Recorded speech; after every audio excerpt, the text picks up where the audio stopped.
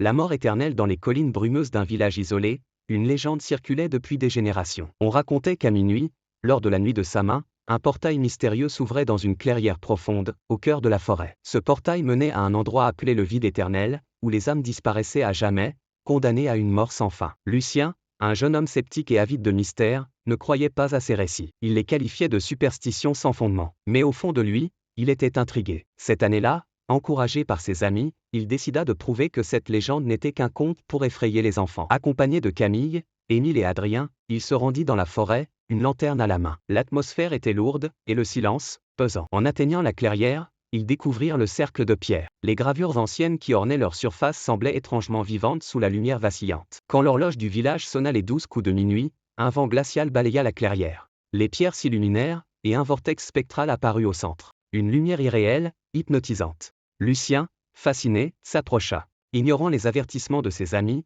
il toucha le bord du vortex. En un instant, il fut aspiré, disparaissant sous leurs yeux horrifiés. Lucien se retrouva dans un néant infini. Ici, le temps n'existait pas, et la douleur était sans fin. Il revivait sans cesse ses regrets et ses erreurs, piégé dans une boucle éternelle. Autour de lui, d'autres âmes hurlantes flottaient, emprisonnées dans le vide au village. Ses amis tentèrent de raconter ce qu'ils avaient vu, mais personne ne put les aider.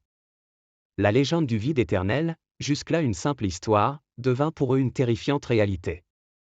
Ainsi, chaque nuit de Samin, dans le silence de la forêt, certains disent entendre une